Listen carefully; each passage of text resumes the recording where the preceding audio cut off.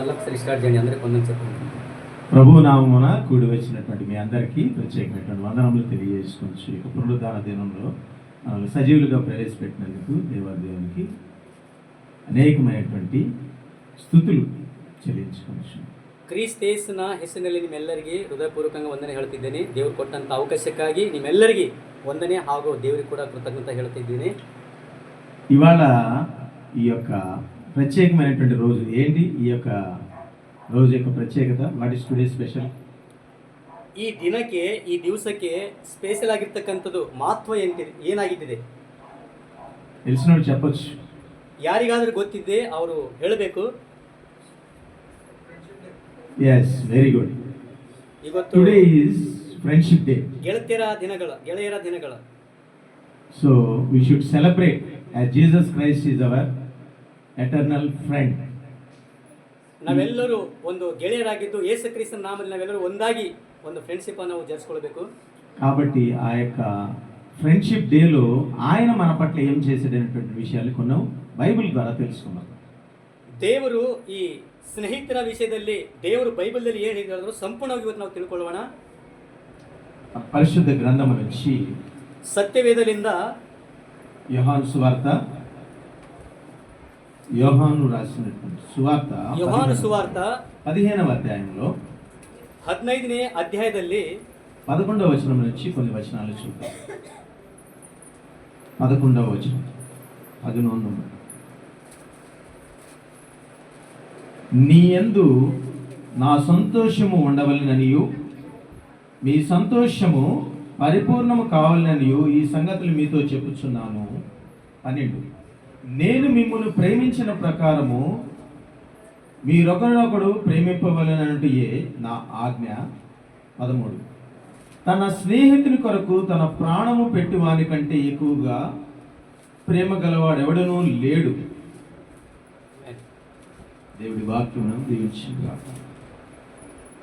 ఇక్కడ చూసినట్లయితే 11వ వచనం, 15వ అధ్యాయం 11వ వచనం కన్నడలో ఓదారు.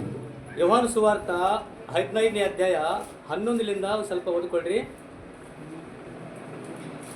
ಕನ್ನಡದಲ್ಲಿದ್ರೆ ಕನ್ನಡ ಓದ್ರಿ.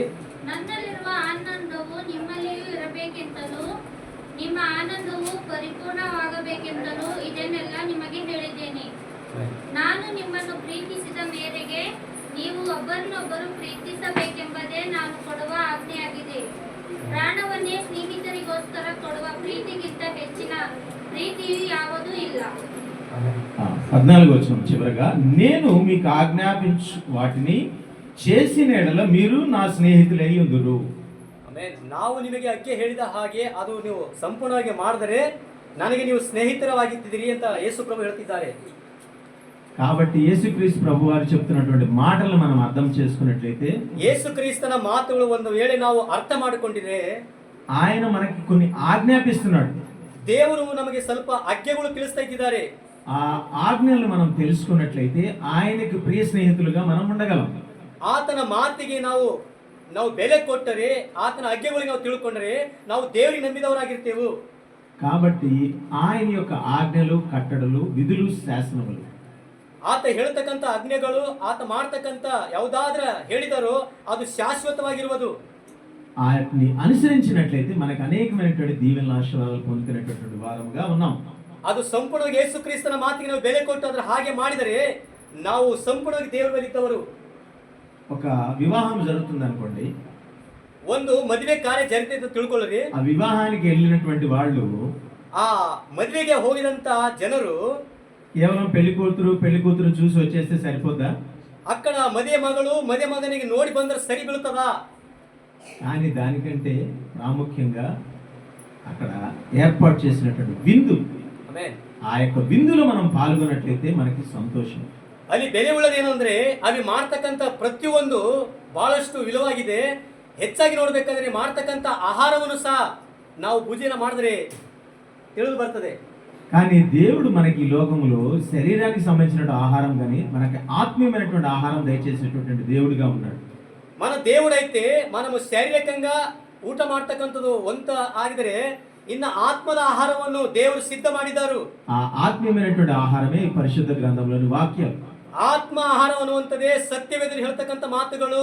అందుకనే ఇక్కడ చెప్తున్నటువంటి 11వ వచనమును మనం చూసినట్లయితే, ಇಲ್ಲಿ 11ನೇ ವಚನದಲ್ಲಿ ನೀವು ನೋಡ್ಬೇಕಾದರೆ, మీ యందు నా సంతోషము ఉండవలననియు, ನಿಮ್ಮಲ್ಲಿ ನನ್ನ ಸಂತೋಷವಾಗಿರ್ಬೇಕಂತ ಹೇಳಿ, మీ సంతోషము పరిపూర్ణము కానివలననియు, ನಿಮ್ಮ ಸಂತೋಷವು ಸಂಪೂರ್ಣವಾಗಿ ಪರಿಪೂರ್ಣವಾಗಲಿ ಅಂತ ಹೇಳಿ ఈ సంగతులు మీకు చెప్పుచున్నాను. ನಾ ಈ ವಿಷಯದಲ್ಲಿ ನಿಮಗೆ ತಿಳಿಸ್ತಾ ಇದ್ದೇನೆ. కాబట్టి సంపూర్ణముగా ఉండాలి, ಆದರೆ ನೀವು ಸಂಪೂರ್ಣವಾಗಿರಬೇಕು. మనం పరిశుద్ధులముగా ఉండాలి. ನಾವು ಪರಿಶುದ್ಧತೆಯಲ್ಲಿ మనము ಇರಬೇಕು. పరిశుద్ధులముగా ఉండాలంటే ನಾವು మన ಪರಿಶುದ್ಧವಾಗಿರ್ಬೇಕಾದ್ರೆ యొక్క మాటలు, క్రియలు, తలంపులు ದೇವರು ಹೇಳ್ತಕ್ಕಂಥ ಮಾತುಗಳು, ನಮ್ಮ ಕ್ರಿಯೆಗಳು ಆತಗೆ ತಕ್ಕಿದ ಹಾಗೆ ಇರಬೇಕು. అవన్నీ కూడా పరిశుద్ధముగా ఉండాలి. ಅವೆಲ್ಲ ಸತ್ಯಕ್ಕೆ ತಕ್ಕಂತ ಪರಿಶುದ್ಧವಾಗಿರಬೇಕು. అప్పుడు మాత్రమే ఆయన యొక్క బిడలుగా మనము ఉండగలం. ಆವಾಗ ಮಾತ್ರ ನಾವು ದೇವರ ಮಕ್ಕಳ ಅನ್ಕೊಳ್ಳೋಕೆ మనకి ఆ యొక్క పరిపూర్ణత అనేది చెందుతుంది.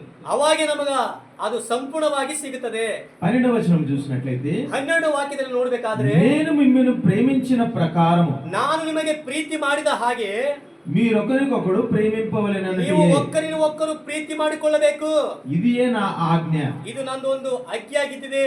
తన స్నేహితుని కొరకు ನಿನ್ನ ಸ್ನೇಹಿತರಿಗೋಸ್ಕರವಾಗಿ తన ప్రాణం పెట్టువాని కంటే ತನ್ನ ಪ್ರಾಣ ಕೊಡುವುದಕ್ಕಿಂತ ఎక్కువైన ప్రేమ గలవాడు ఎవడనూ లేడు. ಹೆಚ್ಚಾಗಿ ಪ್ರೀತಿ ಮಾಡುವವನು ಯಾರೂ ಇಲ್ಲ. కాబట్టి ఈ విషయాన్ని గమనించినట్లయితే ಈ ವಿಷಯವನ್ನು ನಾವು ಸಂಪೂರ್ಣವಾಗಿ మనకి ఏం ತಿಳ್ಕೊಂಡ್ರೆ అర్థమవుతుందంటే, ನಮಗೆ ಏನ್ ಅರ್ಥ ಆಗ್ತದಂದ್ರೆ, మనం అందరినీ ప్రేమించాలి. ನಾವೆಲ್ಲರಿಗೆ ಪ್ರೀತಿ ಮಾಡಬೇಕು. నిన్ను వలే ನಿಮ್ಮ ಹಾಗೆ నీ పొరుగు వారిని ప్రేమించమంటమే దేవుని యొక్క ఆజ్ఞగా మనం గమనించవచ్చు. ನಿನ್ನ ನೆರೆಯವರನ್ನು ಪ್ರೀತಿ ಮಾಡುವನ್ನುವಂಥದ್ದೇ ದೇವರ ಆಜ್ಞೆಯಾಗಿದ್ದಿದೆ. ఆ విధముగా మనం ఉన్నట్లయితే ಆ ರೀತಿಯಾಗಿ ನಾವಿದ್ದರೆ మనం ఆయన యొక్క స్నేహితులుగా ఉండేటటువంటి వారముగా, ಆತನ ಸ್ನೇಹಿತರಾಗಿರುವಂತದ್ದು మనకి ನಮಗೆ ఒక గొప్ప ಒಂದು ದೊಡ್ಡ అవకాశం దేవుడు కల్పిస్తున్నాడు. ದೇವರ ಒಂದು ಅವಕಾಶ ಕೊಡ್ತಾ ఆ ಇದ್ದಾರೆ. యొక్క అవకాశాన్ని మనం సద్వినియోగం చేసుకోవాలి. ಆ ಅವಕಾಶ ಅನ್ನೋದು ನಾವು ಸಂಪೂರ್ಣವಾಗಿ అప్పుడు మనం ಉಪಯೋಗ ఆయన యొక్క ಮಾಡ್ಕೊಳ್ಬೇಕು. స్నేహితులు అవుతాం. ಅವಾಗ ನಾವು ದೇವರಿಗೆ ಸ್ನೇಹಿತರಾಗಿರ್ತೇವೆ. ఈ పై వచనాలు మనం చూసినట్లయితే, ಈ ಮೇಲಿನ ವಾಕ್ಯವನ್ನು ನೋಡಬೇಕಾದ್ರೆ ఇక్కడ ಇಲ್ಲಿ ಆದ್ರೆ ద్రాక్షావళిని గురించి ದ್ರಾಕ್ಷ ಬೆಳ್ಳಿಯ ಹಾಗೆ ఆ యొక్క తండ్రి వ్యవసాయకుడుగా ఉన్నట్లుగా మనం చూస్తున్నాం. ಆ ತಂದೆ ದ್ರಾಕ್ಷ ಬೆಳ್ಳಿಯಾಗಿದ್ದನು. అక్కడ ఉన్నటువంటి ఫలభరితమైన తీగల గురించి కూడా తెలియజేస్తున్నాడు. ಆ ಕಂಬೆಗಳ ಹಾಗೆ ಫಲ ಕೊಡುವಂತ ಕಂಬೆಗಳ ಹಾಗೆ ನಮಗೆ ಹೇಳ್ತಾ ಇದ್ದಾರೆ ದೇವರು. అక్కడ చూసినట్లయితే మొదటి వచనంలో, నేను నిజమైన ద్రాక్షవల్లిని, నా తండ్రి వ్యవసాయకుడు. ನಾನು ನಿಜವಾದ ದ್ರಾಕ್ಷೆ ಬೆಳ್ಳಿ, ನನ್ನ ತಂದೆ ತೋಟಗಾರನು. నాలో ఫలింపని ప్రతి తీగ ఆయన తీసి పారవేయును. ನನ್ನಲ್ಲಿ ಬೆಳೆಯಲಿಲ್ಲ ಕಂಬೆಯನ್ನು ನಾನು ತೆಗೆದು ಹಾಕಿ, ఫలించు ప్రతి తీగ మరి ఎక్కువగా ఫలింపబడే దానిలో ಫಲ ಕೊಡುವಂತ ಕೊಂಬೆಗೆ ನಾನು ಹೆಚ್ಚಿಸುವೆನು ಅಂತ ಹೇಳ್ತಿದ್ದಾರೆ. దానిలో పనికిరాని తీగలను తీసివేయును. ಕೆಲಸಕ್ಕೆ ಬರದ ಕಂಬೆಯನ್ನು ಕಳೆದು ಹಾಕುತ್ತೇನೆ ಅಂತ. దేవుని యొక్క మాటలు మనలో ఉన్నట్లయితే మనం ದೇವರ ಮಾತುಗಳು ನಮ್ಮಲ್ಲಿ ಇದ್ದಿದ್ದಾದರೆ నిర్జీవంగా ఉన్నాం. ನಾವು ಜೀವವುಳ್ಳವರಾಗಿದ್ದೇವೆ. మనం ఫలము లేనటువంటి వారంగా ఉన్నాం. ನಾವು ಫಲ ಇಲ್ಲದವರಾಗಿರ್ತೇವೆ. అలాంటి వాటి అన్నిటిని ఏం చేస్తారంటే తీసివేయబడతారు. ಫಲ ಇಲ್ಲದ ನಿರುಜೀವಿಯಾಗಿದ್ದರೆ ಅದನ್ನು ತೆಗೆದು ಕಳೆದು ಹಾಕುತ್ತೇವೆ. వాటన్నిటిని పనివారు ప్రోగు చేసి అగ్నిలో కాల్చివేస్తారు. ಅದಿ ಕೆಲಸಕ್ಕೆ ಬರದ ಆ ಕೊಂಬೆಯನ್ನು ಗಿಡದಿಂದ ಕಳೆದು ಹಾಕಿ ಬೆಂಕಿದಾಗ ಹಾಕಿ ಸುಡುವಂತದ್ದು. అందుకనే 3వ వచనం చెప్తున్నాడు, ಅದೇ 3ನೇ ವಾಕ್ಯದಲ್ಲಿ నేను ನೋಡ್ತಿದ್ದೇವೆ, మీతో చెప్పిన మాటను బట్టి ನಾನು ನಿನಗೆ ಹೇಳಿದ ಮಾತಿನ ಹಾಗೆ మీరు ఇప్పుడు పవిత్రులై ఉన్నారు.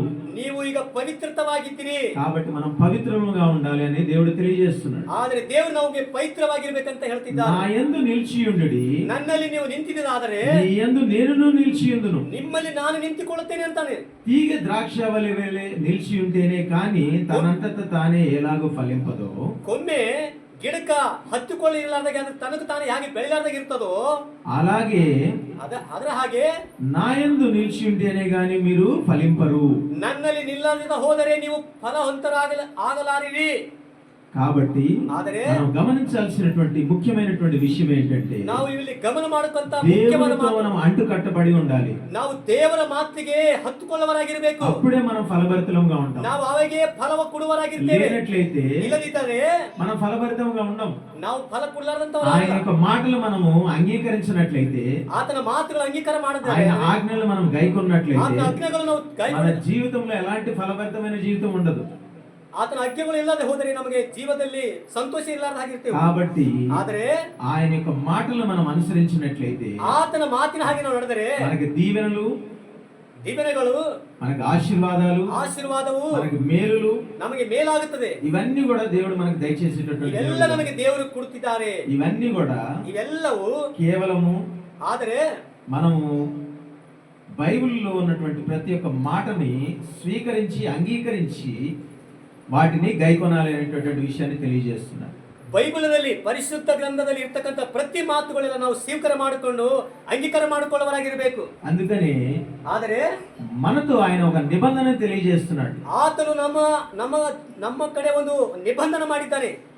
ఆదికాండము 17వ అధ్యాయము ಆದಿಕಾಂಡವ 17ನೇ ಅಧ್ಯಾಯ మొదటి వచనం నుంచి 4వ ಮೊದಲನೇ వచనం ವಾಕ್ಯದಲ್ಲಿ వరకు. ನೋಡ್ಬೇಕಾದ್ರೆ అబ్రహాము 99 ఏండ్ల వాడైనప్పుడు ಅಬ್ರಹಾಮ 99 ವರ್ಷದಲ್ಲಿದ್ದಾಗ యెహోవా అతనికి ప్రత్యక్షమై ದೇವರು ಆತಗೆ ಒಂದು ಪ್ರತ್ಯಕ್ಷವಾಗಿದ್ದನು, ಕಾಣಿಸಿಕೊಂಡನು. నేను సర్వశక్తి గల దేవుడను, ನಾನು ಸರ್ವಶಕ್ತನಾಗಿರ್ತಕ್ಕಂಥ ದೇವರು నా సన్నిధిలో నడుచుచు ನನ್ನ ಸನ್ನಿಧಾನದಲ್ಲಿ ನಡೀತಾ నిందారహితుడవై ఉండుము.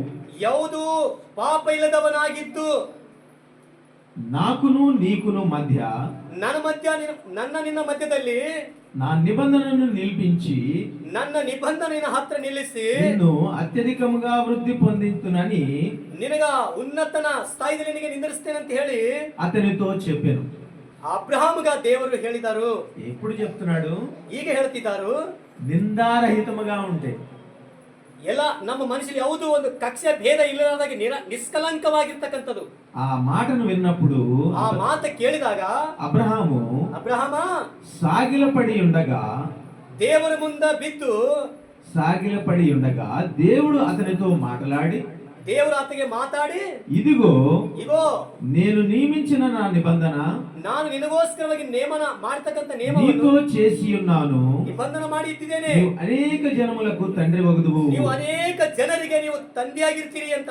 ఇక మీదట ಇನ್ನ ಮೇಲೆ నీ పేరు ನಿನ್ನ ಹೆಸರು అబ్రహాం అనబడదు, ಅಬ್ರಹಾಮ ಅನ್ನುವುದಲ್ಲ, నిన్ను ನಿನಗೆ అనేక జనములకు తండ్రిగా నిన్ను నియమించి తిని, ಅನೇಕ ಜನರಿಗೆ ನಿನಗೆ ತಂದೆಯಾಗಿ ನಿಲ್ಲಿಸುತ್ತಿದ್ದೇನೆ. కనుక ಆದರೆ నీ పేరు ನಿನ್ನ ಹೆಸರು అబ్రహాము అనబడను. ನಿನ್ನ ಹೆಸರು ಅಬ್ರಹಾಮ ಅಂತ ಇರ್ತದೆ. ಈಗ ఇక్కడ చూసినట్లయితే ಇಲ್ಲಿ ನೋಡ್ಬೇಕಾದ್ರೆ దేవుని యొక్క మాటల్ని ದೇವರ ಮಾತುಗಳು వింటున్నటువంటి అబ్రహాము ದೇವರ ಮಾತುಗಳು ಕೇಳತಕ್ಕಂತ ಅಬ್ರಹಾಮನು నిందారహితుడుగా ఉన్నాడు. ನಿಷ್ಕಲಂಕವಾಗಿ ಇದ್ದಿದ್ದಾನೆ. కనుకనే ఆయన యొక్క ಆದರೆ ಅವನಿಗೆ ప్రత్యక్షతను పొందుకొని ఉన్నాడు. ಆತನು ದೇವರ ದರ್ಶನವನ್ನು ಹೊಂದಿಕೊಂಡಿದ್ದಾನೆ. ఆ యొక్క ప్రత్యక్షత ద్వారా ಆ ದರ್ಶನದಿಂದ దేవుని యొక్క దీవెనలు పొందుకొని ఉన్నాడు. ದೇವರ ದಯ ಹೊಂದಿದವನಾಗಿದ್ದಾನೆ. దేవుని ఆశీర్వాదాలు పొందుకొని ఉన్నాడు. దేవుడు ಕೊಟ್ಟಂತ ಆಶೀರ್ವಾದಕ್ಕೆ ఆ ಹೊಂದಿಕೊಂಡವನಾಗಿದ್ದಾನೆ. ఆశీర్వాదాలు నీవు నేను పొందాలంటే ಇವತ್ತು ಆ ಆಶೀರ್ವಾದ ನಾನು ನೀನು ఆయనతో ಹೊಂದಿಕೊಳ್ಳಬೇಕಾದ್ರೆ మనం సహవాసం కలిగి ఉండాలి. ಆತನ ವಿಶ್ವಾಸ ಒಂದು ಸಾಹಸವಾಗಿರಬೇಕು. ఇప్పుడు దేవుణ్ణి మనం స్తుతించాం, ಈಗ ನಾವು ದೇವರಿಗೆ ಸ್ತುತಿ ಮಾಡಿದೆವು, ప్రార్థించాం, ಪ್ರಾರ್ಥನೆ ಮಾಡಿದೆವು, మొరపెట్టాం, ನಾವು ಮೊರೆ ಇಟ್ಟಿದೆವು, విజ్ఞాపన చేస్తున్నాం. ವಿಜ್ಞಾಪನೆ ಮಾಡಿದೆವು. ఇవన్నీ ఎందుకు చేస్తున్నాము? ಇದು ಯಾಕೆ ಮಾಡ್ತಿದ್ದೇವೆ ನಾವು ಇದೆಲ್ಲ? ప్రార్థనలో ఉన్నటువంటి అంశాలుగా మనం గమనించవచ్చు. ಪ್ರಾರ್ಥನೆಯಲ್ಲಿರ್ತಕ್ಕಂಥ ಅಂಶಗಳನ್ನು ನಾವು ಗಮನವಿಡಬೇಕು. ಒಂದ್ಸಲ ACTS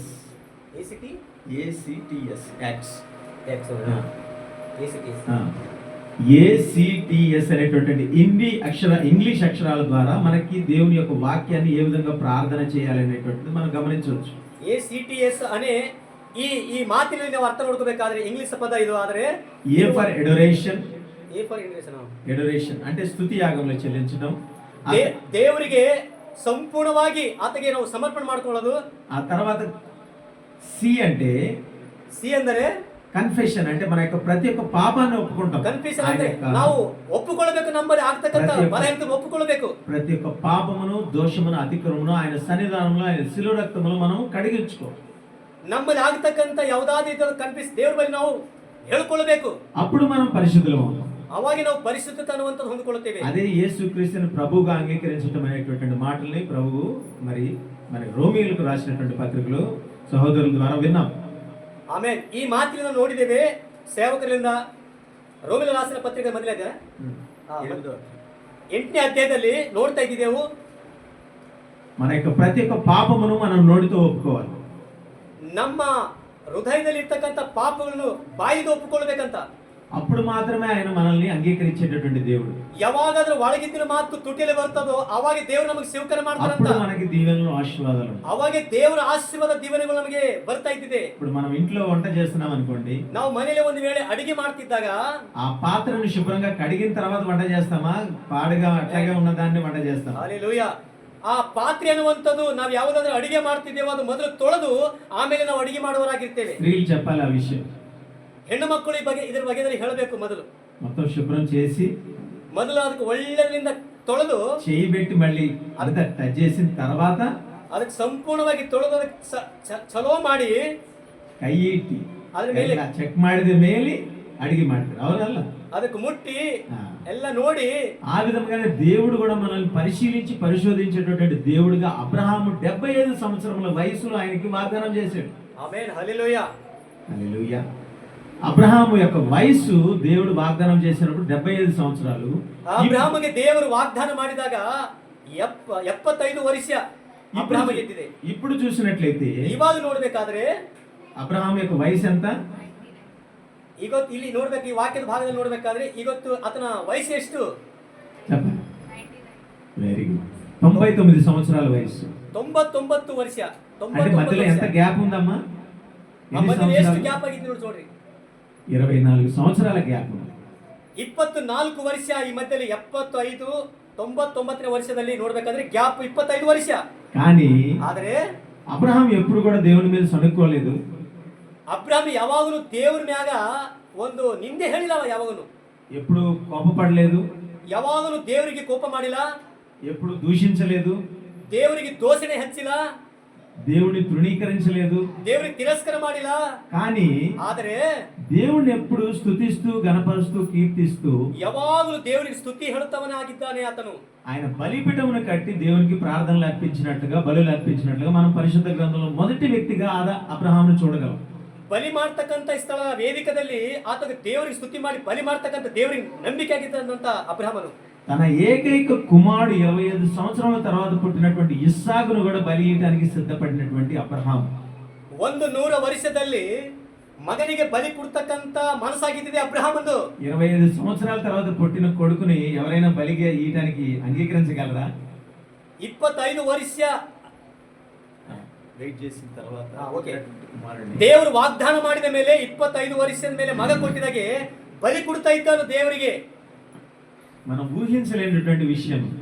ನಾವಿದು ಅಂದುಕೊಳ್ಳಲಾರಂತ ಇದು ಸ್ಥಿತಿಯಾಗಿದೆ. మానవ మాత్రలుగా అది అసాధ్యమైనటువంటి విషయం. ಇದು ಮನುಷ್ಯನಿಗೆ ಅಸಾಧ್ಯವಾಗಿದೆ. కానీ దేవుని యొక్క మహాకృపను బట్టి అబ్రహాముని దేవుడు తన స్నేహితుడిగా అంగీకరించాడు. ఇక్కడ మనం గమనించాల్సిన విషయం. ಆದರೆ ದೇವರಿಗೆ ಅರ್ಪಣೆ ಮಾಡಿಕೊಂಡಂತ ಅಬ್ರಹಾಮನ ವಿಷಯ ನೋಡಬೇಕಾದ್ರೆ ಇದು ಬಹಳ ಶ್ರೇಷ್ಠವಾದದ್ದು. అందుకనే దేవుని యొక్క మాట యొక్క నమ్మకాన్ని బట్టి ఆ వాగ్దానమును చేసినటువంటి వాడు నమ్మదగిన వాడని అబ్రహాము నమ్మాడు. ಅಬ್ರಹಾಮಿಗೆ ವಾಗ್ದಾನ ಮಾಡ್ತಕ್ಕಂಥ ದೇವರು ನಮ್ಮಗಸ್ತನಾಗಿದ್ದಾನೆ ಅಂತ ಹೇಳಿ ದೇವರ ಮೇಲೆ ವಿಶ್ವಾಸ ಇಕ್ಕಿದ್ದಾನೆ ಆತನು. అందువలన ಅದೇ ರೀತಿಯಾಗಿ ఆ యొక్క వాగ్దానం చేసిన వాడు నమ్మదగిన వాడని నమ్మి ఇస్సాకును బలి ఇవ్వడానికి సిద్ధపడ్డాడు. ಆ ವಾಗ್ದಾನ ಮಾಡ್ತಕ್ಕಂಥ ದೇವರು ನಮ್ಮಗಸ್ತನಾಗಿದ್ದಾನೆ ಅಂತ ಹೇಳಿ 25 ವರ್ಷದ ಮೇಲೆ ಕೊಟ್ಟಂತ ಆ ಇಸಾಕನನ್ನು ದೇವರಿಗೆ ಬಲಿ ಕೊಡ್ತಾ ಇದ್ದಾನೆ. ఆ యొక్క సందర్భాన్ని మనం గమనించినట్లయితే ఆ సందర్భದಲ್ಲಿ ನಾವು ಒಂದು ವೇಳೆ ಆಲೋಚನೆ ಮಾಡಿಕೊಂಡ್ರೆ 22వ అధ్యాయం ఆదికాండంలో ఉన్నటువంటి 15వ ಆದಿಕಾಂಡ 22ನೇ ಅಧ್ಯಾಯದಲ್ಲಿ 15వ వచనం చూసినట్లయితే 15ನೇ ವಚನದಲ್ಲಿ ನೋಡಬೇಕಾದ್ರೆ యెహోవా దూత రెండవ మారు పరలోకము నుండి ಯೆಹೋವಾ ದೂತನು ಎರಡನೇ ಸಾರಿ ಪರಲೋಕದಿಂದ అబ్రహామును పిలిచి ఇట్లా నేను ಅಬ್ರಹಾಮಿಗೆ ಒಳ್ಳೆದನು ಇದೇ ರೀತಿಯಾಗಿ ಹೇಳಿದನು, ನೀವು ನನಗೆ అక్కడే ఉన్ననా, నీకు ఒక్కడే అయ్యున్న ನಿನಗೆ ಒಬ್ಬನಾಗಿರ್ತಕ್ಕಂತ నీ కుమారుని ನಿನ್ನ ಮಗನು ఇయ్యటానికి వెనుక తీయక ಕೊಡುವುದಕ್ಕೆ ನೀನು ಹಿಂದಕ್ಕೆ ತಿರುಗದೆ ఈ కార్యము చేసినందున ಈ ಕಾರ್ಯವು ಮಾಡಿದ ಕಾರಣ నేను నిన్ను ఆశీర్వదించి ನಾನು ನಿನಗೆ ಆಶೀರ್ವಾದ ಮಾಡುತ್ತಿದ್ದೇನೆ. హల్లెలూయా. హల్లెలూయా. ఆకాశ నక్షత్రముల వలె ಆಕಾಶದ ನಕ್ಷತ್ರಗಳ ಹಾಗೆ సముద్ర తీరమునందలి ఇసుక వలెను ಸಮುದ್ರ ಕಿನಾರಿಯಲ್ಲಿ ಬೀಳತಕ್ಕಂತ ಆ ಉಸುಬು ಯಾವ ರೀತಿಯಾಗಿರ್ತದೋ నీ సంతానమును ನಿನ್ನ ಸಂತಾನವು నిశ్చయముగా ನಿಶ್ಚಿತವಾಗಿ విస్తరింప చేసేదను. ವಿಸ್ತಾರವಾಗಿ ಮಾಡುತ್ತೇನೆ. నీ సంతతి వారు ನಿನ್ನ ಸಂತತಿಯವರು తమ శత్రువుల గవిని స్వాధీనపరచుకొందురు. ತನ್ನ ಶತ್ರುಗಳಿರ್ತಕ್ಕಂತ ಯಾವುದಾದ್ರದವರು ತನ್ನ ಸ್ವಾಧೀನ ಮಾಡಿಕೊಳ್ಳುವರು. దేవుని నామానికి మహిమ కలుగును గాక. హల్లెలూయా. అటువంటి గొప్ప దీవెనలు ఆశీర్వాదాలు పొందాలంటే ಅಂತ ದಿವ್ಯನ ಆಶೀರ್ವಾದ ಹೊಂದಿಕೊಳ್ಳಬೇಕಾದ್ರೆ దేవుని పట్ల మనకు ఉండవలసినటువంటి ದೇವರ ವಿಷಯದಲ್ಲಿ ನಮಗೆ ಇರತಕ್ಕಂತ ಒಂದು ಆಲೋಚನೆ, మన యొక్క విశ్వాసము, ನಮ್ಮ ವಿಶ್ವಾಸವು, మన నిరీక్షణ, ನಮಗಿರ್ತಕ್ಕಂತ ಆಶಾ, మన యొక్క ఓర్పు, ನಮಗಿರ್ತಕ್ಕಂತ ಓಪಿಕತ, మన యొక్క సహనము, ನಮಗಿರ್ತಕ್ಕಂತ ಒಂದು ಸಹಿಸಿಕೊಳ್ಳುವುದು, ఇవన్నీ కూడా దేవుడు చూసేటటువంటి దేవుడు. ಇದೆಲ್ಲ ದೇವರು ನೋಡ್ತಕ್ಕಂಥವರಾಗಿದ್ದಾರೆ. అబ్రహాము మరి 25 సంవత్సరాలు ఏ విధముగా ఉన్నాడు అనేది ప్రతి దినము చూస్తూ ఉన్నాడు, కానీ ఏ రోజు కూడా దేవుడిని నిందించలేదు. ಆಮೆನ್. 25 ವರ್ಷ ತನಕ ಅಬ್ರಾಹ್ಮನು ಹಾದಿ ನೋಡ್ತಾ ಇದ್ದಾನೆ, కానీ ಆದ್ರೆ ದೇವರಿಗೆ ನಿಂದಿಸಿಲ್ಲ ಆತನು. కానీ మనం ఈ రోజుల్లో ఎలా ఉన్నాం అనేటువంటి విషయాన్ని మనం ಇವತ್ತು ನಮ್ಮ పరీక్షించుకోవాలి. ವಿಷಯದಲ್ಲಿ ನೋಡ್ಬೇಕಾದ್ರೆ ನಾವು ಹೇಗಿದ್ದೀವಿ ಅನ್ನುವಂಥದ್ದೇ ಇವತ್ತು ಪ್ರಾಮುಖ್ಯವಾಗಿದೆ. కానీ మనము ప్రతి చిన్న దానికి కూడా దేవుని మీద ಪ್ರತಿ ಚಿಕ್ಕ ವಿಷಯದಲ್ಲಿ ಕೂಡ ದೇವರಿಗೆ చాలా బాధపడుతూ ఉంటాం, ನಾವು ಬಹಳಷ್ಟು చాలా ఆందోళన పడుతూ ఉంటాం, ನಾವು ಬಹಳಷ್ಟು ವಿಕಟದಲ್ಲಿ ಸಿಕ್ಕಿಕೊಳ್ಳುತ್ತೇವೆ. చాలా సార్లు దేవుడిని దూషించే వారంగా ఉంటాం, ಬಹಳೊಂದು ಸಾರಿ ನಾವು ದೇವರಿಗೆ ದೋಷ ಹೇಳುತ್ತೇವೆ, దేవుణ్ణి అవమానపరిచే వారుగా, ದೇವರಿಗೆ ಅವಮಾನ ಮಾಡುತ್ತೇವೆ, దేవుణ్ణి బాధపరిచే వారుగా, ದೇವರಿಗೆ ಬಹಳಷ್ಟು దేవుణ్ణి దుఃఖపరిచే వారుగా ఉంటాం. ದೇವರಿಗೆ ದುಃಖ ಕೊಡುತ್ತೇವೆ. కారణం ఏంటంటే ಕಾರಣ ಏನಂದರೆ మన యొక్క మాటల ద్వారా ఆయనకి ఆయాసం కలిగించున్నాం. ನಮ್ಮ ಮಾತುಗಳಿಂದ ದೇವರಿಗೆ ನಾವು ತಿರಸ್ಕಾರ ಮಾಡುತ್ತೇವೆ. 40 సంవత్సరాలు ఇజ్రాయేలు 40 ವರ್ಷ ಇಸ್ರಾಯೇಲ್ ಪ್ರಜೆಗಳು ఆ యొక్క ఎడారి ప్రాంతంలో చేస్తున్నటువంటి పర్యటనను బట్టి ఎ-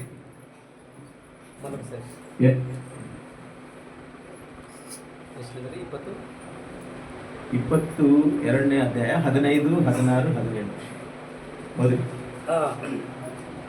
ನಿನ್ನ ಸಂತತಿಯನ್ನು ಹೆಚ್ಚಿಸುವೆನು, ಆದನು ಆಕಾಶದ ನಕ್ಷತ್ರಗಳಂತೆಯೂ ಸಮುದ್ರ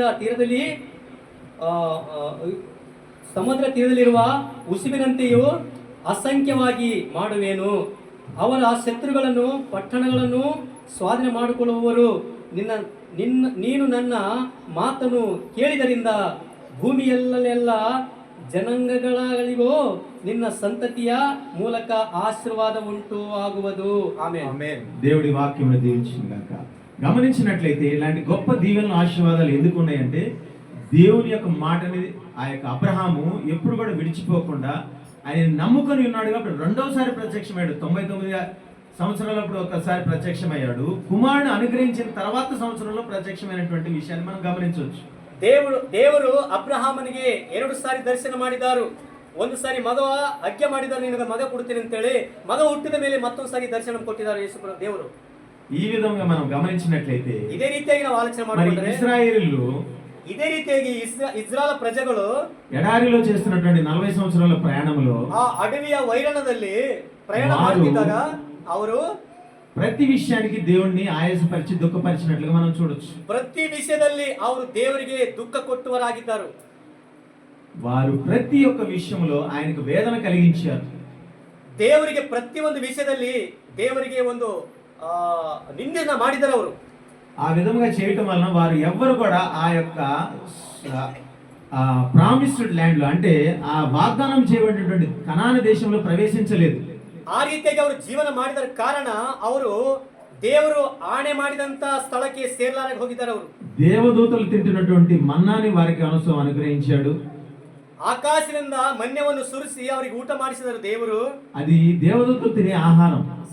ಆ ಮನ್ಯ ಅನ್ನುವಂಥದ್ದು ಆ ಸಮಯದಲ್ಲಿ ದೇವದೂತರು ತಿನ್ನುವಂತ ಆಹಾರವಾಗಿದೆ. ಅದು వారి కోసం నీటిని సమృద్ధిగా బండ నుంచి ఇచ్చి ఉన్నాడు. ಅವರಿಗೆ ಕುಡಿಯುವಂತ ನೀರು ಒಂದು ಬಂಡಿಲಿಂದ ಹರಿಸಿದಂತ ನೀರು. ఆ నీటిని అనుగ్రహించినప్పటికీ దేవుడు మాకు మాంసం ఇయ్యగలరా అని మరి బాధపడుతున్నట్లుగా ఏడుస్తున్నట్లుగా ఆ ಜನರೆಲ್ಲರೂ ನಮಗೆ ಮಾಂಸಾಹಾರವನ್ನು ಬೇಕು, ನಮಗೆ ಮಾಂಸವನ್ನು ಬೇಕು ಅನ್ನುವಂತ ಅವರು ದೇವರಿಗೆ ಕೇಳಿದರು. ఇలాంటి మాటల వల్ల దేవుడు ఎంతో దుఃఖపడినట్లుగా, దేవుడు ఆయాసపడినట్లుగా మనం చూడొచ్చు. ಈ ರೀತಿಯಾಗಿ ಮಾಡ್ತಿರುವಾಗ ದೇವರು ಬಹಳಷ್ಟು ಮನಸ್ಸಲ್ಲಿ ದುಃಖಗೊಂಡಿದ್ದಾರೆ. ఆ 40 సంవత్సరాలు వారు ఎలాంటి వ్యవసాయం చేయలేదు. ಅವರು 40 ವರ್ಷ ಆ ಅಡವಿಯಲ್ಲಿ ಯಾವುದೋ ಒಂದು ಹೊಲದ ಕೆಲಸ ಮಾಡಿಲ್ಲ. ಅವರು ఎలాంటి వ్యాపారం వ్యాపారం చేయలేదు, ಯಾವುದು ವ್ಯಾಪಾರ ಕೆಲಸ ಮಾಡಿಲ್ಲ ಅವರು, ఎలాంటి బిజినెస్ చేయలేదు. ಯಾವುದು ಅವರು ಜೀವಿತದಲ್ಲಿ ಯಾವುದನ್ನು ಕೆಲಸನೇ ಮಾಡಿಲ್ಲ ಅವರು. అయినప్పటికీ వారి కోసం సమృద్ధి అయినటువంటి ఆహారం దయచేసాడు. ಅವರು ಏನು ಕೆಲಸ ಮಾಡಲಾರದಾಗೆ ದೇವರು ಅವರಿಗೆ ಸಮೃದ್ಧಿಯಾಗಿ వారి యొక్క ಕೊಟ್ಟಿದ್ದಾರೆ. దుష్టత్వాన్ని బట్టి ఆ 40 సంవత్సరాలు వాళ్ళందరూ కూడా చనిపోయిన తర్వాత ಅವ್ರ ಬಳಿ ಇರ್ತಕ್ಕಂಥ ಕೆಟ್ಟ ಆಲೋಚನೆ ಪ್ರಕಾರವಾಗಿ ನೋಡ್ಬೇಕಾದ್ರೆ ಅವರ ಜೀವಿತಕ್ಕೆ ఆ 40 సంవత్సరాల వయసులో ఉన్నటువంటి వారందరూ చనిపోయిన తర్వాత ಆ 40 ವರ್ಷದಲ್ಲಿ ಇರ್ತಕ್ಕಂಥವರೆಲ್ಲರೂ ಸತ್ತು ಹೋದ ಮೇಲೆ కేవలము ఆ తరంలో ఉన్నటువంటి ఇద్దరు మాత్రమే ఆ యొక్క వాగ్దాన దేశంలో ప్రవేశించారు. ಆ 40 ವರ್ಷ ಅಡವಿಯಲ್ಲಿ ಅವರು ಸತ್ತ ಮೇಲೆ ಅದರಲ್ಲಿ ಕೇವಲ ಇಬ್ಬರು ಮಾತ್ರ ವಾಗ್ದಾನ ಭೂಮಿಗೆ ಸೇರುವರಾಗಿದ್ದಾರೆ. నూను కుమారుడైనటువంటి యెహోషువ, ನೂನು ಕುಮಾರನಾಗಿರ್ತಕ್ಕಂಥ ಯೆಹೋಷನು, యెఫున్నె కుమారుడైనటువంటి కాలేబు, ಕುಮಾರನೇ ಆದ ಕಾಲೇಬನು, వారిద్దరు మాత్రమే ఆ యొక్క తరము నుంచి ప్రవేశించినట్లుగా ಹಲ್ಲೆಲೂಯ. ಆ ಹಲ್ಲೆಲೂಯ. ಜನರಲ್ಲಿ ಅವರು ಇಬ್ಬರು ಮಾತ್ರ ವಾಗ್ದಾನ ಭೂಮಿಗೆ ಸೇರಿಕೊಂಡವರಾಗಿದ್ದಾರೆ. మోషే కూడా కాని మాటలు పలికాడని సంఖ్యాకాండం 11వ అధ్యాయంలో అంటాడు. 11 నుంచి 15 వచనాల్లో చూస్తే మనం గమనించవచ్చు. ವಿಮೋಚನ ಕಾಂಡದಲ್ಲಿ ನಾವು ನೋಡ್ತೇವೆ, ಮೋಶೆ ಪ್ರವಕ್ತ ಕೂಡ కాని మాటలు పలికాడు, తప్పు మాటలు పలికాడు, చెడ్డ మాటలు. ఏదైనా అనబారదు. అసత్యమైన మాటలు పలికాడతను అక్కడ మనం చూడొచ్చు. ఆ తర్వాత అహరోను కూడా వారి యొక్క బంగారాన్ని తీసుకొచ్చి ఒక పోత దూడను తయారు చేసి ఇదే మీ దేవుడని చెప్పాడు. ಆಮೇಲೆ ತಿರುಗಿ ಹರನು, ಅವರ ಅಣ್ಣನಾಗಿರ್ತಕ್ಕಂಥ ಹರನು ತಿರುಗಿ ದೇವರನ್ನು ಬಿಟ್ಟು ಒಂದು ಎತ್ತಿನ ಹಣೆಯನ್ನು ತಂದು ಅದಕ್ಕೆ ಇದೇ ನಿನ್ನ ದೇವರಂತ ಎಲ್ಲರಿಗೆ ಒಪ್ಪಿಕೊಟ್ಟಿದ್ದಾನೆ. ఈ రెండు తప్పులు వాళ్ళు చేయటం వలన వాగ్దాన దేశంలో ప్రవేశించలేదు. ಇವರು ಈ ತಪ್ಪು ಮಾಡಿದ ಕಾರಣ ಇವರು ಸಹ ಪ್ರಾಮಿಸ್ ವಾಗ್ದಾನ ಮಾಡ್ತಕ್ಕಂಥ ಸ್ಥಳಕ್ಕೆ ಹೋಗಲಿಲ್ಲವೇ. ఆ విషయాన్ని చాలా మంది చెప్పలేనటువంటి విషయం. ఇది చాలా ప్రాముఖ్యమైనటువంటి విషయం. ಇದು ಬಹಳಷ್ಟು ವಿలువವಾದ ಮಾತು. ಇದು ಯಾರು ಹೇಳಲಾರದಂತ ಮಾತು. మోషే అహరోనులు కూడా దేవుని బిడ్డలుగా ఉన్నారు, కానీ వారు కూడా మనుషులుగా ఈ లోకంలో ఉన్నటువంటి రీతిని బట్టి తొలగిపోయారు. ಮೋಶೆ ಪ್ರವಕ್ತ ಹರುಣ್ ಇವರಿಬ್ಬರು ಅಣ್ಣ ತಮ್ಮರಾದರೆ ಇವರು ದೇವರಿಗೆ ಸ್ತುತಿ ಮಾಡುವರಾಗಿದ್ದರೂ ಮಾತ್ರ ಈ ಲೋಕ ಸಂಬಂಧವಾದ ಆಲೋಚನೆ ಬಿತ್ತಿದ ಕಾರಣ ಅವರು ಸಹ వాగ్దాన దేశంలో ప్రవేశించలేకపోయారు. ಅವರು ಹೋಗಿಲ್ಲ. ಅವರು ಪ್ರಾಮಿಸ್ ಲ್ಯಾಂಡ್. ఈ రోజు నువ్వు నేను కూడా, ಇವತ್ತು ನಾನು ನೀನು ಕೂಡ, మనం దేవుని మాటలు వింటున్నటువంటి మనము, ನಾವು ದೇವರ ಮಾತು ಕೇಳ್ತಕ್ಕಂತ ಜನರು దేవుని మాటలు విని వదిలిపెట్టే వారముగా ఉన్నామా? ದೇವರ ಮಾತು ಕೇಳಿ ಬಿಡುವರಾಗಿದ್ದೇವಾ? దేవుని మాటలు హృదయంలో మనం పదిలపరచుకొని ದೇವರ ಮಾತುಗಳು ನಮ್ಮ ಹೃದಯದಲ್ಲಿ ಇಟ್ಟುಕೊಳ್ಳುವರಾಗಿದ್ದೇವಾ? వాటిని అనుసరించి ಅದರ ಅನುಸಾರವಾಗಿ వాటి దీవెనలు ఆశీర్వాదాలు మేలు పొందుకునే ದೇವರು ಕೊಡ್ತಕ್ಕಂತ ಆಶೀರ್ವಾದವು ದಿವ್ಯಗಳು ಹೊಂದಿಕೊಳ್ಳುವರಾಗಿದ್ದೇವಾ? లేనట్లయితే మనం అన్యులుగా మిగిలిపోతాం. ಇಲ್ಲದಿದ್ದರೆ ನಾವು ಸಹ ಅವರ ಹಾಗೆ ಅನ್ಯವರ ಹಾಗೆ ನಿಲ್ಲುವರಾಗಿರ್ತೇವೆ. ఈ విషయాన్ని హెచ్చరిస్తూ ಈ ವಿಷಯದಲ್ಲಿ ನಾವು ಎಚ್ಚರಿಕೆ ಕೊಡ್ತಾ ಇದ್ದೇವೆ. అపోస్తలుడైన పౌలు ಅಪೋಸ್ತಲ ಕಾರ್ಯ ಆಗಿರ್ತಕ್ಕಂತ ಪೌಲನು 4వ ಅಧ್ಯಾಯ, అపోస్తలుడైనటువంటి పౌలు ఎఫెసీయులకు రాసిన పత్రికలో, ಅಪೋಸ್ತಲ ಆಗಿರ್ತಕ್ಕಂತ ಪೌಲನು 4ನೇ ಅಧ್ಯಾಯದಲ್ಲಿ, ಅಪೋಸ್ತಲ ಕಾರ್ಯ 4ನೇ ಅಧ್ಯಾಯ, ఎఫెసీయులకు రాసినటువంటి పత్రిక ఎఫెసదవರಿಗೆ 4ನೇ ಅಧ್ಯಾಯ 4వ అధ్యాయంలో 17వ వచనం నుంచి కొన్ని వచనాలు మనం గమనిద్దాం. 4ನೇ ಅಧ್ಯಾಯ 17ನೇ ವಚನದಲ್ಲಿ మనం ನೋಡೋಣ. ఇక్కడ చూసినట్లయితే ఈ లేఖన భాగాల్లో దేవుడు మనతో హెచ్చరిస్తున్నాడు. ಈ ವಾಕ್ಯದಲ್ಲಿ ನೋಡಬೇಕಾದ್ರೆ ದೇವರು ನಮಗೆ ಎಚ್ಚರಿಕೆ ఎలాంటి ಕೊಟ್ಟಿದ್ದಾರೆ. మాటలు మనము గమనించాలనేటువంటి విషయాన్ని దయచేసి గమనించండి. ಯಾವ ಮಾತಿನಿಂದ ನಾವು ಆಧಾರ ಮಾಡುವರಾಗಿರ್ಬೇಕು? 17వ వచనం చదువుతున్నాను దయచేసి. ಆದ್ದರಿಂದ ಅನ್ಯ ಜನರು ನಡಿಕೊಳ್ಳುವ ಪ್ರಕಾರವು ನೀವು ಇನ್ನ ಮೇಲೆ ನಡೆಯಬೇಕಾಗಬಾರದು ಎಂದು ಕರ್ತನಲ್ಲಿರುವವನಾಗಿ ನಿಮಗೆ ಖಂಡಿತವಾಗಿ ಹೇಳುತ್ತೇನೆ. ಅವರು ನಿಶ್ಚಯಜನವಾಗಿದ್ದ ಬುದ್ಧಿಯುಳ್ಳವರಾಗಿ ನಡೆದುಕೊಳ್ಳುತ್ತಾರೆ. ಅವರ ಮನಸ್ಸು ಬೆಬ್ಬಾಗಿ ಹೋಗಿದೆ. ಅವರು ತಮ್ಮ ಹೃದಯದ ಕಠಿಣದ ನಿಮಿತ್ತದಿಂದಲೂ ತಮ್ಮಲ್ಲಿರುವ ಅಜ್ಞಾನದ ನಿಮಿತ್ತದಿಂದಲೂ ದೇವರಿಂದಾಗುವ ಜೀವಕ್ಕೆ ಅನ್ಯರಾಗಿದ್ದಾರೆ. ಅವರು ತಮ್ಮ ದುಸ್ಥಿತಿಗಾಗಿ ಸಲವು ಚಿಂತಿಸಿದರೆ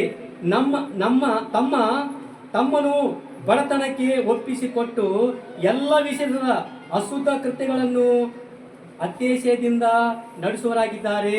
ಆಮೇಲೆ చూసినట్లయితే 17వ వచనం నుంచి 24వ వచనం వరకు మనం గమనించవచ్చు. ఇక్కడ చూసినట్లయితే వారు అన్యజనుల వలె నడుచుకున్నట్లుగా మొదటి వచనం చూస్తున్నాము. 2వ వచనం చూసినట్లయితే హృదయ కాఠిన్యం గురించి చెప్తున్నారు. ಆಮೇಲೆ ఇక్కడ ಮೊದಲನೇ ವಾಕ್ಯದಲ್ಲಿ ನೋಡ್ಬೇಕಾದ್ರೆ ಅವರು ಅನ್ಯರ ಹಾಗೆ ಪ್ರವರ್ತನೆ ಮಾಡಿದ್ದಾರೆ ಅಂತ ಹೇಳಿ ವಾಕ್ಯದಲ್ಲಿ ನೋಡ್ತೇವೆ. ఆ తర్వాత ಅನಂತರ అంధకారమైన మనస్సు గలవారై ಅವರು ಒಂದು ಕತ್ತಲ ಮನಸ್ಸುಳ್ಳವರಾಗಿದ್ದು హృదయ కాఠిన్యం గలవారైనట్లుగా గమనిస్తున్నాం. ಹೃದಯವನ್ನು ಕಠಿಣವಾಗಿ ಮಾಡಿಕೊಂಡವರಾಗಿದ್ದಾರೆ. ಅವರು దేవుణ్ణి ఎరిగినటువంటి వారుగా ದೇವರಿಗೆ ತಿಳಿದುಕೊಳ್ಳವರಾಗಿದ್ದು వ్యర్థమైన వాటిలో నడుచుకుంటున్నట్లుగా మనం గమనిస్తున్నాం. ವ್ಯರ್ಥವಾದ ಮಾತಿನ ಲಕ್ಷ್ಯಕ್ಕೆ ಇಟ್ಟಿದ ಹಾಗೆ ನಾವು ನೋಡ್ತೇವೆ ఈ ವಾಕ್ಯದಲ್ಲಿ. పనులు చేయటంలో కూడా వారు సిగ్గులేని వారిగా ఉన్నట్లుగా మనం 19వ ಈ వచనంలో ಕೆಲಸ చూస్తున్నాం. ಮಾಡುವುದರಿಂದ ಅವರು ಬುದ್ಧಿಲ್ಲದವರಂತ ಪ್ರವರ್ತನೆ ಮಾಡಿದವರಾಗಿ ನೋಡ್ತೇವೆ. అపవిత్రులుగా ఉన్నట్లుగా గమనిస్తున్నాం. ಅಪವಿತ್ರತ ಜೀವಿತದಲ್ಲಿ ಅವರು ಹೊಂದಿಕೊಳ್ಳವರಾಗಿದ್ದಾಗ ನೋಡ್ತೇವೆ. కాముకత్వం కలిగినటువంటి వారుగా గమనిస్తున్నాం. ನೀಚವಾದ ಕಾರ್ಯದಲ್ಲಿ ಅವರು ಹೊಂದುವರಾಗಿದ್ದಾರೆ ನೋಡ್ತೇವೆ. 20వ వచనం చూసినట్లయితే 20ನೇ ವಚನದಲ್ಲಿ ನೋಡ್ಬೇಕಾದ್ರೆ అయితే ಆದರೆ మీరు ನೀವು యేసును గూర్చి విని ಕ್ರಿಸ್ತನ ಹೆಸರನ್ನು ಕೇಳಿ ತಿಳ್ಕೊಂಡು ఆయన యందలి సత్యము ఉన్నది అన్నట్లుగానే ಆತನ ಸತ್ಯ ಆದಂತ ತಿಳಿದು ఆయన యందు ఉపదేశింపబడిన వారైన ఎడల ಆತನ ಉಪಮಾನವನ್ನು ಹೊಂದಿದವರಾಗಿದ್ದು మీరు అలాగు క్రీస్తునందు ಹಾಗೆ నేర్చుకున్న వారు కారు. ನೀವು ತಿಳ್ಕೊಂಡವರಾಗಿದ್ದು ಅದಕ್ಕೆ ತಕ್ಕಂತೆ ನೀವು ಇಲ್ಲದವರಾಗಿದ್ದೀರಿ. 22వ వచనం చూసినట్లయితే 22ನೇ ವಚನದಲ್ಲಿ కావున ಆದರೆ మునుపటి ప్రవర్తన విషయములనైతే ಮುಂದುವಿರ್ತಕ್ಕಂತ ನಿಮ್ಮ ಪ್ರವರ್ತನ ವಿಷಯದಲ್ಲಿ మోసకరమైన దురాశ వలన చెడిపోవు ಮೋಸ ಹೋಗುವಂತ ದುಷ್ಟ ಕಾರ್ಯಗಳನ್ನು మీ ప్రాచీన స్వభావమును వదులుకొని ನಿಮ್ಮ ಸ್ವಂತ ಆ ಪ್ರವರ್ತನೆ ಬಿಟ್ಟು మీ చిత్త వృత్తి యందు ನಿಮ್ಮ ಚಿತ್ತದ ನಿಮ್ಮ ವಿಶ್ವಾಸ ನಿಮ್ಮಗ ಅನಿಸಿದ ಹಾಗೆ నూతన పరచబడిన వారై ಹೊಸದಾಗಿ ಮಾಡುತ್ತಾ నీతియు ನೀತಿಯಿಂದ యథార్థతయు ಯಥಾರ್ಥದಿಂದ భక్తియు గలవారై ಭಕ್ತಿ ಉಳ್ಳವರಾಗಿದ್ದು దేవుని పోలికగా సృష్టింపబడిన ದೇವರ ಹೋಲಿಕೆಯಾಗಿ ನೀವು ಸೃಷ್ಟಿ ಮಾಡುವರಾಗಿದ್ದು నవీన స్వభావమును ధరించుకొనవలెను. ನೌತ ಅಂತ ಸಮಯವನ್ನು ಹೊಂದಿಕೊಳ್ಳುವರಾಗಿರ್ಬೇಕು. దేవుని పోలిన స్వభావం అంటే అది మనం అర్థం చేసుకోగలమా? దాని యొక్క అర్థం మీకు అర్థమవుతుంది కదా? ದೇವರ ಹೋಲಿಕೆ ಅಂತ ಅಂದ್ರೆ ದೇವರು ಹೇಗಿರ್ತಾನೋ ಹಾಗೆ ನಮಗೆ ರೂಪಾಂತರ. ಇದು ನಾವು ತಿಳ್ಕೊಳ್ಳುವಂತ ಮಾತು. ಇದು that is beyond our imagination. ಇದು ನಾವು ನೋಡ್ಬೇಕಾದ್ರೆ ನಮ್ಮ ಜೀವಿತದಾಗ ಇದು ಒಂದು ಗಮನವಿಟ್ಟು ನೋಡ್ಬೇಕಾದ್ರೆ ಅದು ಸಂಪೂರ್ಣ ದೇವರಿಗೆ ಸಂಬಂಧಪಟ್ಟಂತ ಮಾತು. ఎంతో అమూల్యమైనటువంటి విషయంగా దేవునితో పోలిక పోలుస్తున్నాడు. ఎంత గొప్ప విషయం. ಮನುಷ್ಯನಿಗೆ ದೇವರ ಹೋಲಿಕೆಯಾಗಿ ಮಾಡಿದಂತ ಈ ವಿಷಯವನ್ನು ನೋಡ್ತೇವೆ. కాబట్టి అనిజల వలె మనం ఉండకుండా ನಾವು ಅನ್ಯರ ಹಾಗೆ ಇರಲಾರದ ಹಾಗೆ దేవుని యందు భయభక్తులు కలిగి ದೇವರಲ್ಲಿ ಭಯಭಕ್ತಿ ಉಳ್ಳವರಾಗಿದ್ದು ఎల్లప్పుడూ ఆయన సన్నిధానంలో ಎಲ್ಲಾ ಕಾಲದಲ್ಲಿ ಆತನ ಸನ್ನಿಧಾನದಲ್ಲಿ మన యొక్క ప్రతి ఒక్క పాపమును దోషమును అతిక్రమమును ಪ್ರತಿ ಪಾಪಗಳು దోషము ಅಶುದ್ಧವಾಗ್ತಕ್ಕಂಥ ಕ್ರಿಯೆಗಳು ದೋಷಗಳು ನಾವು ಒಪ್ಪಿಕೊಳ್ಳವರಾಗಿರ್ಬೇಕು. ఆయన శిలువ రక్తములో శుద్ధీకరించుకొని ಆತನ ಸಿಲುವೆಯಲ್ಲಿ ಸುರಿಸಿದಂತ ರಕ್ತದಲ್ಲಿ ನಾವು ತೊಳೆಕೊಳ್ಳವರಾಗಿದ್ದು అప్పుడు మనం పరిశుద్ధులము పవిత్రులము అవుతాము. ಅವಾಗ ನಾವು ಶುದ್ಧತೆ ಪರಿಶುದ್ಧವರಾಗಿರ್ತೇವೆ. అప్పుడు మనం దేవుని పోలిన వారముగా ఉంటాం. ಅವಾಗ ನಾವು ದೇವರ ಹೋಲಿಕೆಯಾಗಿ ದೇವರ ರೂಪದಲ್ಲಿ ಬರ್ತೇವೆ. ఎంత గొప్ప విశేషం కదా? Amen, hallelujah. ఈ చిన్న చిన్న విషయాలు మనం వదిలిపెట్టినట్లయితే ಇವೆಲ್ಲ ಸಣ್ಣ ಸಣ್ಣ ಈ ಚಿಕ್ಕ ಚಿಕ್ಕವೆಲ್ಲ ನಾವು ಬಿಟ್ಟಿದಾದರೆ దేవుని పోలికగా ఉంటాం. ಇವೆಲ್ಲ ಬಿಟ್ಟಿದ್ದೇವೆ ಅಂದ್ರೆ ನಾವು ದೇವರ ಹೋಲಿಕೆಯಾಗಿರ್ತೇವೆ. ఒక చెట్టుకు వస్తున్నటువంటి కాయలు ఆ చెట్టును పోలి ఉంటాయా? ಒಂದು ಗಿಡಕ್ಕೆ ಒಂದು ಕಾಯಿ ಹತ್ತದಾಗಿದ್ರೆ ಆ ಕಾಯಿ ಗಿಡದ ಹಾಗೆ ಇರ್ತದ? మామిడి చెట్టుకి మామిడికాయలు వస్తాయా? ఈతకాయలు వస్తాయా? ಮಾವಿನ ಗಿಡಕ್ಕೆ ಮಾವಿನ ಫಲ ಬರ್ತದ, ಇಲ್ಲಂದ್ರೆ ಮತ್ತೊಂದು ಕಾಯಿ ಹತ್ತದ ಅದಕ್ಕ ఈతకాయలు వస్తాయా? ಈತಕಾಯಿ అంటే తాటికాయలు అంటారు. ఏదైనా వేరే కాయ.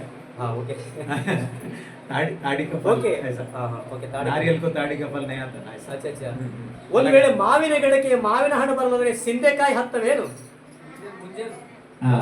కాబట్టి మనం గమనించాల్సిన దేవుని బిడ్డలుగా దేవుని యొక్క ఫలములను మనం ఫలించేటటువంటి ఆత్మ ఫలములను ఫలించేటటువంటి వారంగా ఉండాలి. ಹಲ್ಲೆಲೂಯಾ, హల్లెలూయా. ನಾವು ಒಂದು ವೇಳೆ ಆತ್ಮ ವಿಷಯದಲ್ಲಾಗಿದ್ದರೆ ನಾವು ಆತ್ಮ ಫಲವನ್ನು ಕೊಡುವರಾಗಿರಬೇಕು.